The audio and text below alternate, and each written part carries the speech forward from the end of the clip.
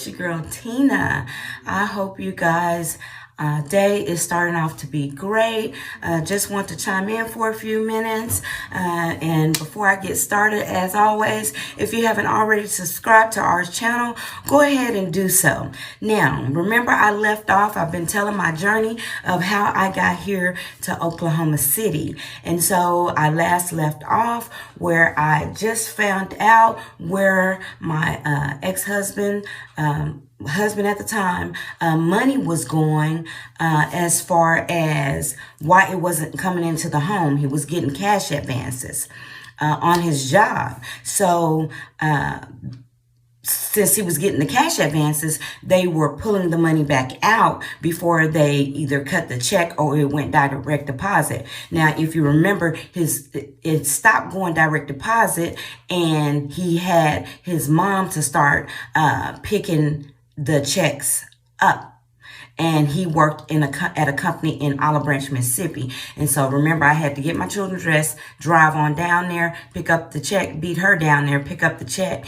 And that's what I figured out. So once I saw that, your girl didn't hesitate. Straight to juvenile court I went. And so back home, juvenile court is where you go to file child support. Not sure if that is the case at this day and time. I don't know. But back then, that's where you went. So that's where I went. When I saw, okay, he done already said he not taking care of no kids. He's not taking care of no wife. I see this money, what he's doing. I went, cashed that little piece of check. Ain't gonna tell you how I cashed it. Cashed that little piece of check and put that money up. And went to juvenile court, and they saw me that day. And so when I got back there, of course, I had all the children with me. I'm pregnant, darn near 9 months pregnant. I probably was about 8 months pregnant, and I got all these kids down here, and I got to file child support. And so I told the lady the story. And she was very helpful and began to file the paperwork for me. Well, when she asked me my address, I gave her my address. And then when she got finished and needed to know where to have these papers served, she asked me for his address, and his address was my address. And she was like, wait a minute. Isn't that your address? And I said, yes, ma'am. She said, so you're still in the home? Yes, ma'am. Oh, Miss Bell, that was my name at the time. I just don't know about this. I don't know if I should send these papers to the home where you're both still residing. You can send them. I ain't scared. That's how I was talking.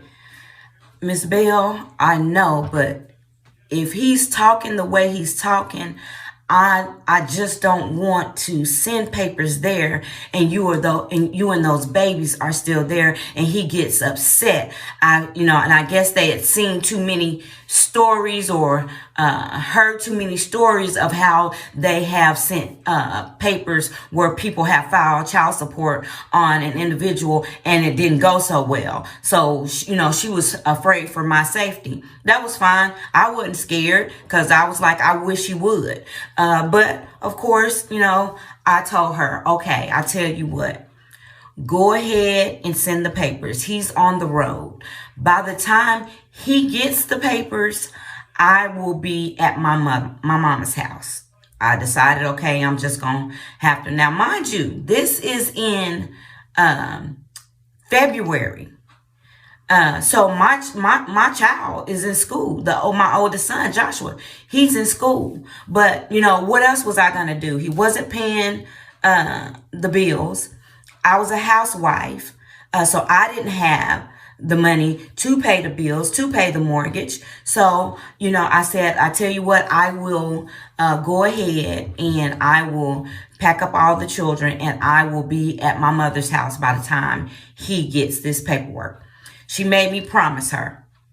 And I told her, I promise I will do that. And so after I left there, she filed the paperwork. After I left, I did just what I told her I would do. I went back home. I went ahead and packed up some things, and I moved to my mom's house.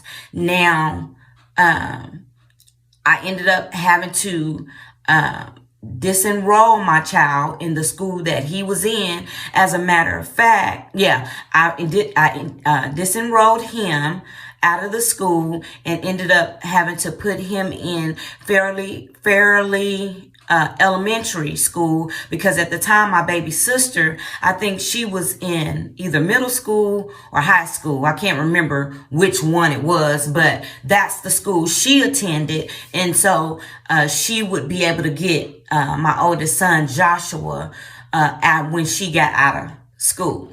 So that's what I did. I uprooted and went to my mom's house because I had enough. And so I get there, and of course now I started having really bad issues, and they couldn't figure out why I was contracting. And so they put me on bed rest. So now I'm supposed to be on bed rest. Well, of course, that day that I left, his mom went to go pick up his check. And when she got there, them people told her I had already picked that check up. So, of course, now she done told him I had the check. Well, I guess he wanted to take out what he wanted to take out and gonna give me the rest of whatever the little bit was. And so he calls me and was like, what did you do with that check? I cashed it. I had something I need to do with that money. I did too. I need that money back. You won't get it. How you just gonna go down there? Cause I got these kids. I'm your wife, and I needed it. So that's what I did. I went and got it. Is there anything else? And so of course that conversation didn't go so well. I hung up the phone, because what I'm not finna do is sit up here and argue with you and the doggone lights off at the house.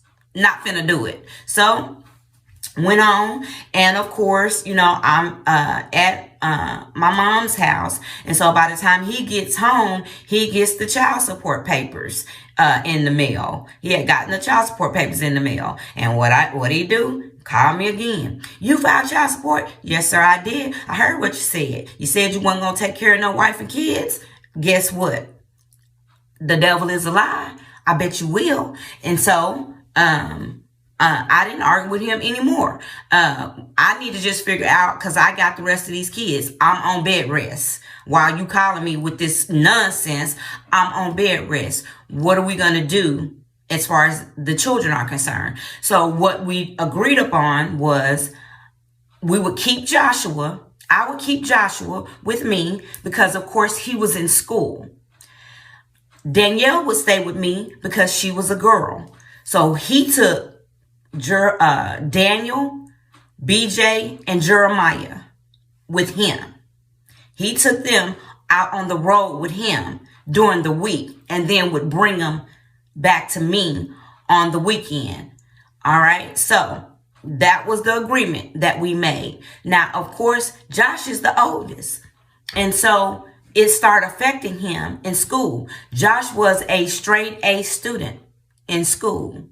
Well, of course, all of the changes, his dad not coming home, me having to uproot him, it started affecting him.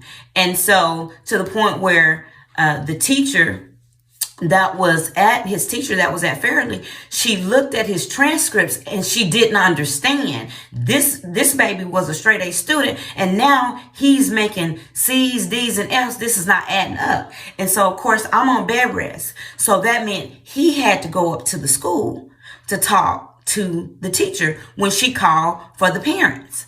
Well, when he went up there, he tells her, well, I haven't been at home. We separated, and I haven't been at home. I haven't been seeing him. And she flat out told him, oh, you the problem then. She flat out, God's my witness. That's what the man told me, that the woman told him. Oh, well, you the problem then. You're the reason why your son is having difficulties in school. Well, what she said didn't faze him not one bit, because he still kept doing whatever he was doing. So, mind you, the young lady had started popping up. Every time he would come in town, she would come in town. But this was the mama's friend, right? So even from what I was told, the brother was asking, who is this girl? And that's the story she was giving, a friend of a friend. So one weekend when he brought the children to me, when he left, my son Daniel said, Mama, you know that girl that be over my grandma, she be in the truck with us. I said, really? He said, yeah, she be in the truck, riding with us while we on the road. I said, oh, okay. So of course I'm supposed to be on bed rest. So I tells my mama, I'm getting ready to go get me something to eat. Wasn't supposed to be even doing it. You ain't supposed to be going to get, I'm hungry. I'm going to get something to eat. And she said, she went on, stopped fussing, went on. I got in my little van and I drove across town to where his mama lived, because Daniel had told me she over there now at the house. I said, oh, is she? So when I gets there, I see the lights on in her apartment. But so I'm knocking and beating on the door, and nobody comes to the door. I see the light, and I'm just a beating, but no one ever comes to the door.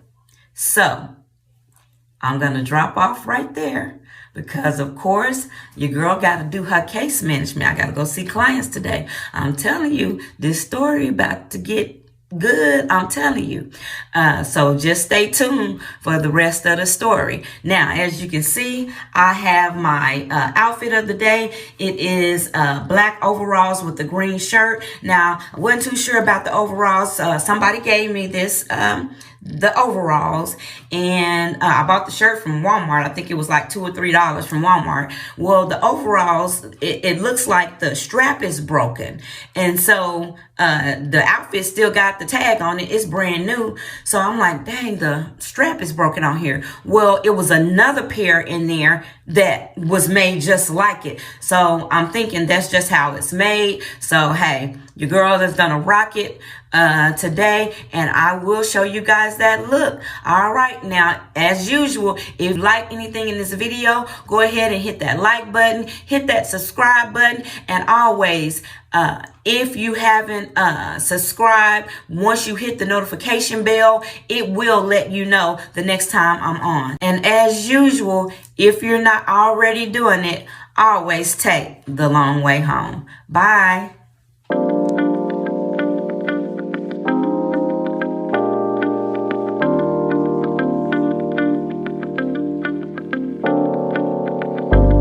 Are we lost? Are we not? Are we real? Are we turning to dust? Do you feel what I feel?